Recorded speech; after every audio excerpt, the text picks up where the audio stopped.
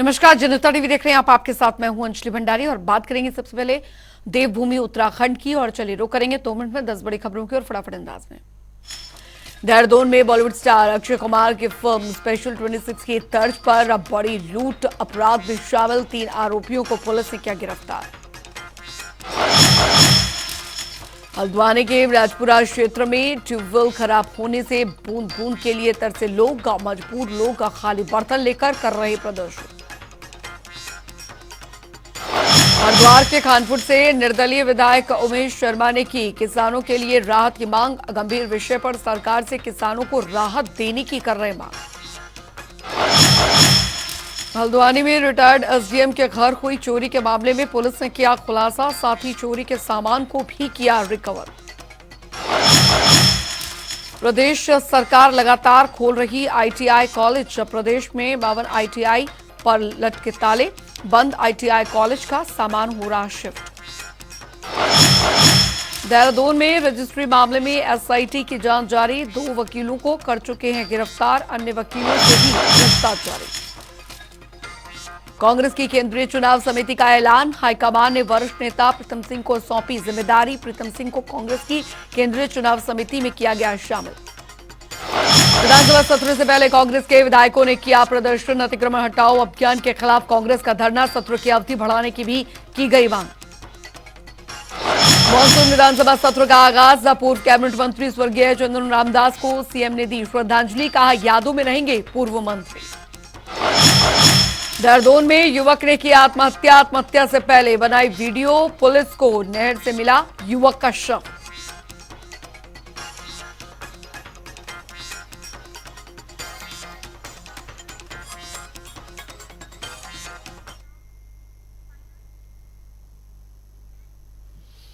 चलिए रुक करेंगे, इस बीच आ रही एक बड़ी खबर की और बड़ी जानकारी। उत्तराखंड विधानसभा मानसून सत्र से जुड़ी आ रही बड़ी खबर आपको बताने जा रहे हैं। बड़ी और अहम जानकारी आपको देने जा रहे हैं। विधानसभा का मानसून सत्र का दूसरा दिन, जी हां दूसरा दिन है।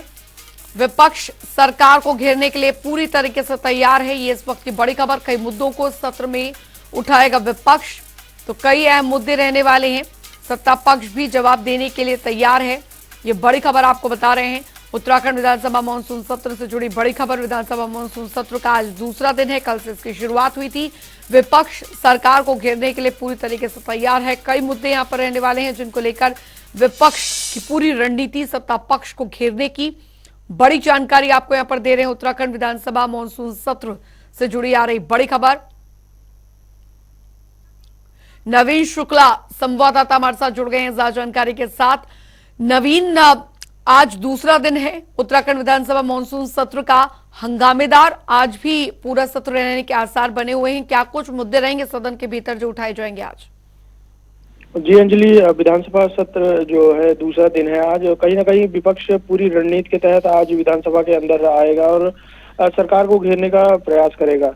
कल की जो विधानसभा का सत्र हुआ था वहां पर शोक प्रस्ताव पढ़ा गया था स्वर्गीय चंदन रामदास जो कैबिनेट मंत्री थे उनको लेकर। इसके बाद सदन की कार्यवाही को स्थगित कर दिया गया था। लेकिन कल की भी बात करें तो विपक्ष लगातार सरकार पर हमलावर हो रहा था। तमाम सारे जो मुद्दे थे उसको लेकर लगातार विपक्ष विधानसभा के अंदर अपना धरना दे रहा था। और वहीं आज दूसरा दिन है तो कहीं ना कहीं सत्र की जो शुरुआत होनी है वो काफी हंगामेदार होने की संभावना है। लगातार विपक्ष ने तमाम सारी अपनी तैयारियां की है, चाहे बेरोजगारी का मुद्दा हो, आपदा का मुद्दा हो या अतिक्रमण का मुद्दा हो, ऐसे तमाम सारे मुद्दों को लेकर सरकार को घेरने का रणनीति विपक्ष ने बनाई है। वहीं मैं ये भी बताना चाहूंगा, करीब जो विधायक हैं उन्होंने 600 प्रश्न अपने लगाए हुए हैं। उन प्रश्नों के जवाब भी देने होंगे सरकार को। और कहीं ना कहीं सबसे बड़ी बात यह है कि जो विधानसभा का सत्र है वह शांतिपूर्वक चले, इसके लिए जो विधानसभा अध्यक्ष है उन्होंने भी अपील की थी और उन्होंने कहा था कि जितना भी ज्यादा प्रश्न आएंगे उतने ही प्रश्नों के उत्तर दिए जा सकेंगे। और साथ ही सबसे बड़ी बात यह है कि आज जो 11,000 करोड़ का जो बिजनेस है वह रखा जाने वाला है, सदन के पटल पर रखा जाएगा। तो कहीं ना कहीं एक तरफ जहां सरकार ने अपनी पूरी तैयारियां की है तो वहीं विपक्ष भी सरकार को घेरने की पूरी रणनीति के तहत आज विधानसभा के अंदर आएगा। बिल्कुल, नवीन, हालांकि इन जिन मुद्दों को लेकर आज विपक्ष की पूरी तैयारी है, यहाँ पर रणनीति है, यहाँ पर जाहिर तौर पर कल हमने देखा कि सदन के भीतर और बाहर किस तरीके से जो विपक्ष है वो पूरी तरीके से आक्रामक रहा है। सत्ता पक्ष की किस तरीके से यहाँ पर तैयारियां हैं, किस तरीके से यहाँ पर सत्ता पक्ष की तरफ से यहाँ पर जवाब दिया जाएगा? जी, निश्चित तौर पर 3 दिन का विधानसभा सत्र होने वाला था। एक दिन निकल गए हैं, दूसरा दिन आज है। तो कहीं ना कहीं आज जो विधानसभा का सत्र है काफी हंगामेदार होने वाला है। हालांकि जो तैयारियां हैं वो उसे पूरी कर ली गई हैं सरकार की तरफ से। जो विधायकों ने प्रश्न लगाए हैं उसके सही उत्तर, सटीक उत्तर मिल सके, इसका विशेष रूप से ध्यान रखा गया है। कहीं ना कहीं जितना ज्यादा प्रश्नों के उत्तर मिलेंगे उतने ही जो कार्य है वह तेजी से बढ़ने में आगे बढ़ सकेगा। सबसे बड़ी बात यह है कि जो क्या अनुपूरक बजट है, सरकार के ये जो कार्य रुके रहते हैं, जो विभागों के कार्य बजट की वजह से रुके रहते हैं, उन्हें बजट दिया जाता है। तो कहीं ना कहीं एक महत्वपूर्ण बात जरूर होती है कि अनुपूरक बजट जल्द से जल्द पास हो, सभी विभागों को समुचित मात्रा में धन मिल सके, इसका भी ध्यान रखा जाता है। तो इसे देखते हुए तो कहीं ये देखा जा सकता है कि जो आज का विधानसभा सत्र है काफी हंगामेदार होने की संभावना है। हालांकि सरकार का साफ तौर पर ये कहना है कि जो भी प्रश्न आएंगे उसके सटीक उत्तर और उस पर कार्यवाही का जो काम होते हैं, बिजनेस होता है, उसे देने का काम किया जाएगा। लेकिन कहीं ना कहीं विपक्ष की भी अपनी एक रणनीति बनाई है, क्योंकि विपक्ष लगातार सवाल उठाते हैं, चाहे वो सरकार के कार्य हों या फिर आम पब्लिक के जो समस्याएं हैं वो उन बिल्कुल नवीन, और विपक्ष की एक नाराजगी ये भी है कि सत्र की जो अवधि है वो बहुत छोटी यहाँ पर रखी गई है। ऐसे में कैसे मुद्दे उठाए जाएंगे? ये निश्चित तौर पर आज प्रश्नकाल शुरू होना है, तो कहीं ना कहीं एक तरीके से देखा जाए तो जो विपक्ष का साफ तौर पर ये कहना है कि विधानसभा का जो सत्र है वह सीमित कर दिया गया है। 3 दिन के बीच में सीमित कर दिया गया है। इसमें सारे जो प्रश्न हैं उनके जवाब नहीं मिल पाएंगे, पूरा बिजनेस नहीं हो पाएगा। तो विपक्ष का साफ तौर पर यही कहना रह रहा है और विपक्ष इसी को लेकर हमलावर भी हो रहा है। कल की बात करें तो विपक्ष का यही कहना था कि सत्र की अवधि को कम किया गया है। और अगर बात की जाए तो कहीं ना कहीं विपक्ष ने अपनी पूरी तैयारियां की है, रणनीति बनाई है। लेकिन अगर सरकार की बात की जाए तो सरकार भी अपनी पूरी तैयारी के साथ में आई है, सभी क्वेश्चनों के जवाब मिले, इसका विशेष रूप से ध्यान रखा गया है। संसदीय कार्य मंत्री का भी यही कहना है कि जो भी प्रश्न आएंगे उसके सभी सटीक जवाब दिए जाएंगे, जिससे कि जो उत्तराखंड का विकास हो सके वह पूरी तरीके से हो सके, तमाम सारे जो प्रश्नों के उत्तर मिल सके, जिससे विभागों को जो फंड मिलना है, रिलीज होना है, वह आसानी से हो सके। तो कहीं ना कहीं सरकार भी अपनी तैयारियों में लगी हुई है और विपक्ष भी सरकार को घेरने की पूरी रणनीति में लगा हुआ है। ठीक, बहुत बहुत शुक्रिया नवीन शुक्ला इस तमाम जानकारी के लिए। तो आज उत्तराखंड विधानसभा का मानसून सत्र का दूसरा दिन हंगामेदार रहने के आसार आज भी बने हुए हैं। कई मुद्दे जो कि विपक्ष की तरफ से उठाए जाएंगे सत्ता पक्ष को घेरने के लिए।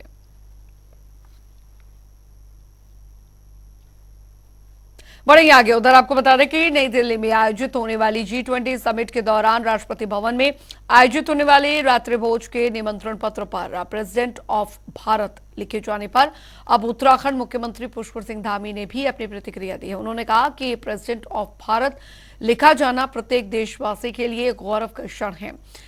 सीएम धामी ने कहा कि गुलामी की मानसिकता पर गहरी चोट है और साथ ही सीएम धामी ने कहा कि प्रधानमंत्री नरेंद्र मोदी के मार्गदर्शन में देश विकास की प्रगति के पथ पर है।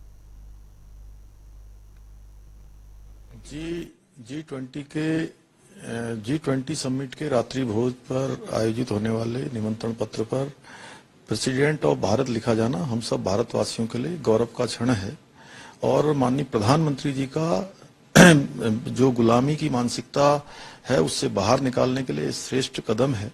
और हम बचपन से ही जो है भारत माता की जय करते हुए बड़े हुए हैं। भारत माता की जय घोष हमने बचपन से सीखा है, हमारे संस्कारों में, हमारे आचार व्यवहार में है, रग रग मन मन में भारत बसा हुआ है। इसलिए विपक्ष के लोगों के पास कोई मुद्दा नहीं है। इसलिए जो है इस प्रकार के मुद्दों को बेवजह जो है जो भी काम मोदी जी देश के लिए कर रहे हैं उन सभी पर केवल विरोध के लिए विरोध कर रहे हैं। उधर आपको बता दें कि पूर्व राष्ट्रपति और भारत रत्न डॉक्टर सर्वपल्ली राधाकृष्णन की जयंती थी। इस अवसर पर मुख्यमंत्री पुष्कर सिंह धामी ने पूर्व राष्ट्रपति को श्रद्धा सुमन अर्पित कर उन्हें श्रद्धांजलि दी। बता दें कि डॉक्टर सर्वपल्ली राधाकृष्णन की याद में हर साल उनके जन्मदिन को शिक्षक दिवस के रूप में मनाया जाता है।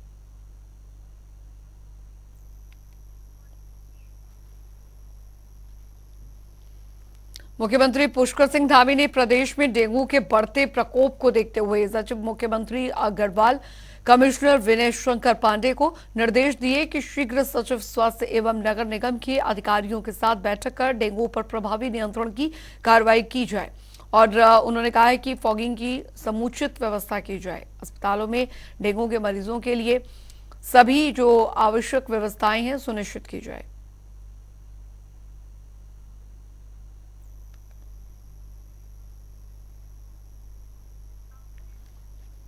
उधर उत्तराखंड विधानसभा के मानसून सत्र के पहले दिन पूर्व कैबिनेट मंत्री स्वर्गीय चंदन रामदास को सीएम धामी समेत सभी सदस्यों ने श्रद्धांजलि अर्पित की। सीएम धामी ने कहा कि स्वर्गीय चंदन रामदास जी को दिन रात जनता के लिए समर्पित होकर कार्य करने वाले नेता के रूप में याद किया जाएगा।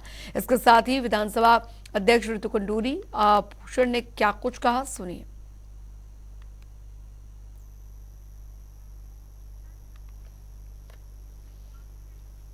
उधर उत्तराखंड में दिसंबर में ग्लोबल इन्वेस्टर समिट का आयोजन किया जाएगा, जिसके लिए प्रशासन की ओर से तैयारियां की जा रही हैं। वहीं इसको लेकर गढ़वाल कमिश्नर और साथ ही औद्योगिक सचिव विनय शंकर पांडे ने हरिद्वार दौरे पर रहे, जहां उन्होंने सिडकुल में फैक्ट्री मालिकों और उद्योगपतियों के साथ चर्चा की। इस दौरान उद्योगपतियों से उनके सुझाव भी मांगे गए, साथ ही उनकी समस्याओं के निवारण का भी आश्वासन दिया। वहीं गढ़वाल कमिश्नर विनय शंकर पांडे ने कहा कि प्रदेश में उद्योग चला रहे लोग ही हमारे ब्रांड एम्बेसडर होंगे, इसलिए उनकी समस्याओं का हर स्तर पर समाधान किया जा रहा है।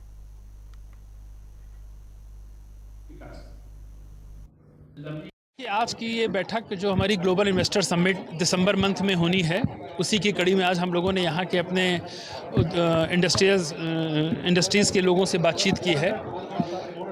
माननीय मुख्यमंत्री जी का बड़ा स्पष्ट ये मत है कि हमारी जो इस प्रदेश के अंदर के इंडस्ट्रीज़ के लोग हैं वो हमारे ब्रांड एम्बेसडर हैं।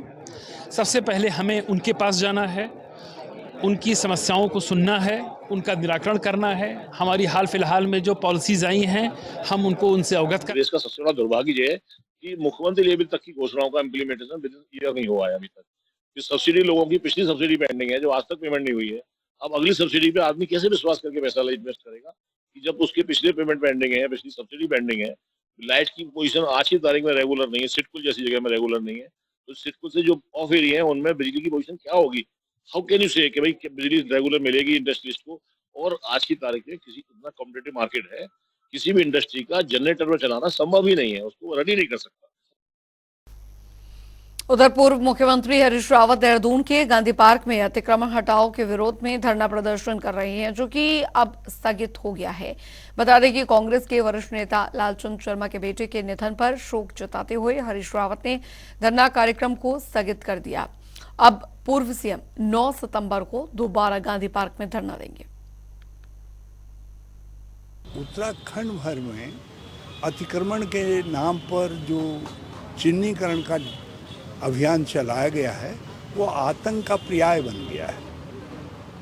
और अतिक्रमणकारी उनको घोषित किया जा रहा है जो लीज होल्डर हैं या जिनकी लीजें अभी रिन्यूअल के लिए गई हैं या रिन्यूअल होनी है। उन लोगों को भी अतिक्रमणकारी बनाया जा रहा है जिनको ग्राम सभा ने अपनी ज़मीन में बसाया है, ग्राम समाज की ज़मीन में बसाया है, अपनी वन पंचायत की ज़मीन में बसाया है।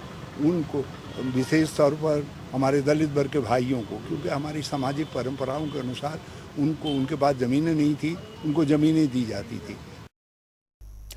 ब्रेक के बाद स्वागत है। खबरों में आगे बढ़ेंगे। तमिलनाडु के मुख्यमंत्री एमके स्टालिन के बेटे उदयनिधि स्टालिन के सनातन धर्म को लेकर दिए गए विवादित बयान पर संतों में खासा रोष है। इस पर अब अखिल भारतीय अखाड़ा परिषद के अध्यक्ष श्री महंत रविंद्र पुरी ने उदयनिधि को आड़े हाथों लेते हुए गद्दार बताया। उन्होंने कहा कि ये सनातन का सबसे बड़ा गद्दार है, ये जल्द ही मिट जाएगा। उन्होंने क्या कुछ कहा, सुनिए। उदयनिधि जो है सबसे बड़ा गद्दार है, जो सनातन के साथ गद्दारी कर रहा है। जो भी सनातन के साथ गद्दारी करता है वो मिट जाता है। और जो आज ये सीएम, इसका बाप सीएम बना हुआ, ये मंत्री बना है, आने वाले समय में ये मिट जाएंगे। इनकी जो सल्तनत है समाप्त हो जाएगी, क्योंकि ये नीति है, जो भी धर्म का विरोध करता है, जो सनातन का विरोध करता है, वो नष्ट हो जाता है। महाभारत में आप देखो, रामायण में आप देखो, जिन्होंने भी सनातन का विरोध किया वो मिट गए और ये भी मिटेंगे।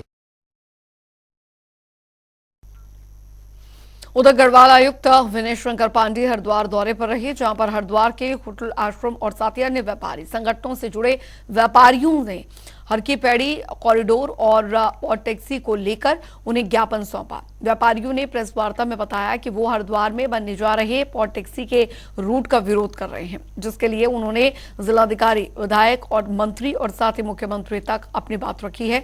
विनय शंकर पांडे ने इस बात पर खुशी जताई कि हरिद्वार के सभी व्यापारी हरकी पैड़ी कॉरिडोर को लेकर खुले मन से स्वागत किया है और शासन को सहयोग की बात कही है। देखिए, बेसिकली लोगों ने पॉट टैक्सी के इशू को लेकर व्यापार मंडल के लोग, धर्मशाला के एसोसिएशन के लोग, होटल एसोसिएशन के सभी लोग मिले हैं और उनके अपने कंसर्न्स हैं, उन्होंने हमको बता दिए हैं और उसको काफ़ी गंभीरता से विचार भी किया जा रहा है। और यहाँ के जो डीएम हरिद्वार हैं, उन्होंने भी अपनी कुछ रिकमेंडेशंस भेजी हैं इस संबंध में। इसको शासन के उच्च स्तर पर जरूर विचार किया जाएगा। देखिए, हम आज कमिश्नर साहब से मिले, हमारा एक ही मकसद था कि हम हरिद्वार के हित के विरोध में नहीं है, लेकिन जो भी योजना बनाई जाए वो जो स्टेक होल्डर्स हैं उनको विश्वास में लेके बनाई जाए। और टैक्सी की जहाँ तक बात है, हम लोगों का बार बार यही कहना और मानना है कि चूँकि हरिद्वार का जो अपर रोड है उसके नीचे बहुत सारी चीज़ें हैं, प्रेशर पाइप हैं, सीवर लाइन है, सामने शिवालिक नगर, शिवालिक पर्वतमाला जो है वो बहुत कमज़ोर है। तो हम ये चाहते हैं कि यात्री जो आए वो हरिद्वार की सुंदरता को देखे और ये जो है ये रोडी बेलवाला की तरफ से, पिछले की तरफ से निकले। और कॉरिडोर की जहाँ तक बात प्रशासन चाहता है या शासन चाहता है, हमने आज भी यही निवेदन किया कि हम कॉरिडोर किसी भी योजना के विरोध में नहीं है, लेकिन स्टेक होल्डर्स को विश्वास में लेकर के कोई भी काम किया जाए, उनको अंधेरे में रख के कोई काम नहीं है। उधर आपको बता दें कि हरिद्वार के विकास प्राधिकरण की पुरानी योजनाओं में कुछ आवास बेचे नहीं जा सकते हैं और उन सभी आवासों को प्राधिकरण किराए पर देने पर विचार भी कर रहा है। एचआरडीए की बोर्ड बैठक में इससे जुड़ा प्रस्ताव पारित किया गया है। प्राधिकरण के अध्यक्ष और कमिश्नर गढ़वाल विनय शंकर पांडे की अध्यक्षता में हुई बोर्ड मीटिंग में विकास और सेवाओं से संबंधित 15 प्रस्ताव पास किए गए। इस बार करीब 18 विषय बोर्ड के समक्ष विचारार्थ लाए गए थे और उसमें करीब 15 प्रस्ताव तो बड़े क्लियर कट पास हो गए हैं। मुख्य रूप से इसमें कुछ हमारे लैंड यूज़ के इश्यूज थे जो एग्रीकल्चरल थे, उनका गैर एग्रीकल्चर में जो अनुमोदन होना था, कुछ सेवा संबंधी मसले थे। तो डीसी साहब का अच्छा प्रस्ताव आया है। एक तो इन्होंने कुछ आवासीय कॉलोनियों में पुनः एक विज्ञापन के लिए एक विंडो मांगी है, उसको बोर्ड ने अनुमति प्रदान की है। साथ ही साथ इन बिल्डिंग्स को किराए पे उठाने के बारे में भी इन्होंने कमेटी का फॉर्मेशन किया है। काफ़ी प्रोग्रेसिव कदम है। हम उम्मीद करते हैं कि जैसे इस कमेटी की रिपोर्ट आएगी, विचार विमर्श करके उस पर हम लोग कार्रवाई करेंगे ताकि उन संपत्तियों का जो बेहतर यूज़ हो सके वो कर लिया जाए। उधर हल्द्वानी में युवा किसान संघर्ष समिति का पिछले 21 दिनों से रेरा के खिलाफ आंदोलन जारी है, जिसको लेकर अब युवा किसान संघर्ष समिति ने तहसील परिसर में हस्ताक्षर अभियान चलाया और इस दौरान संघर्ष समिति के संयोजक ललित जोशी ने कहा कि जिस तरह प्राधिकरण द्वारा रेरा एक्ट लागू करके किसानों को परेशान किया जा रहा है, उसका जवाब आगामी 8 सितंबर को एक बड़ी रैली के रूप में दिया जाएगा। उन्होंने कहा कि हस्ताक्षर अभियान के जरिए रेरा के खिलाफ समर्थन इकट्ठा किया जा रहा है। देखिए, यह हस्ताक्षर अभियान आज यहाँ तहसील परिसर में 21वें दिन पहुँचा है और इसके बाद हमारे जो है जगह जगह पर लामाचौड़ में भी है और अभी मुखानी में भी है। कई जगह पर हम लोग हस्ताक्षर अभियान से समर्थन इकट्ठा कर रहे हैं और 8 तारीख को हम लोगों ने एक संयुक्त जो है एक ज्ञापन देंगे। हम संयुक्त मिलकर करके किसान भी, युवा भी, और जो ये जो काला कानून बना है इससे जो लोग बेरोजगार हो रहे हैं, यही तहसील परिसर में कई लोग हैं जिनकी रोजी रोटी रजिस्ट्रियों के होने से और तमाम और चीज़ों से भी चलती है। उधर आपको बता दें कि रामनगर में अतिक्रमण हटाओ अभियान जारी है और इसके टेलर व्यवस्था के बाद अब रिहायशी मकानों पर बुलडोजर चलाया जा रहा है। इस पर पूर्व कांग्रेस विधायक रणजीत सिंह रावत का बयान सामने आया है। उन्होंने सरकार पर उच्च न्यायालय के आदेश की आड़ में लोगों के संपत्तियों को नष्ट करने का आरोप लगाया। साथ ही केंद्रीय सरकार पर चीन को लेकर तंज कसा। उन्होंने क्या कुछ कहा, सुनिए। जिस तरह से सरकार द्वारा उच्च न्यायालय के एक आदेश की आड़ लेकर के लोगों के अतिक्रमण हटाओ के नाम पर लोगों के संपत्तियों को ध्वस्त किया जा रहा है, उनके रोजगार को छीना जा रहा है, उस पर हमारा कहना है कि माननीय उच्चतम न्यायालय का भी एक आदेश है कि कोई व्यक्ति कहीं पर अगर 12 साल से अधिक समय से काबिज है तो स्वामित्व जो है उसी का माना जाएगा। तो सरकार उच्चतम न्यायालय के आदेश को ना मार करके उच्च न्यायालय के आदेश पर ही क्यों इतना जोर दे रही है। और जहां तक उच्च न्यायालय के आदेश का ही अगर संदर्भ हम लें तो सरकार की फाइलों में पता नहीं उच्च न्यायालय के कितने ऐसे आदेश हैं जिनका आज तक वर्षों से जो है कंप्लायंस नहीं की गई है। दूसरी तरफ अगर अतिक्रमण हटाना ही है तो देश के प्रधानमंत्री ने लोगों से वादा किया था कि हम सत्ता में आएंगे तो चीन से लाल आंख दिखाकर बात करेंगे। चीन उनके प्रधानमंत्री बनने के बाद लगभग 2000 वर्ग किलोमीटर जमीन पे कब्जा कर चुका है, अतिक्रमण कर चुका है। तो ये सरकार अगर इतनी सामर्थ्यवान है, इसके बुलडोजर में इतनी ही ताकत है, तो जाकर के जो है चीन के द्वारा किए गए अतिक्रमण को जो गालवान घाटी में पैंगोंग लेक के किनारे हमारे उत्तराखंड से लगे इलाके में या अरुणाचल प्रदेश में या डोकलाम में या दूसरी जगहों पर जो चीन द्वारा अतिक्रमण किया गया है उसको जाकर के हटाए।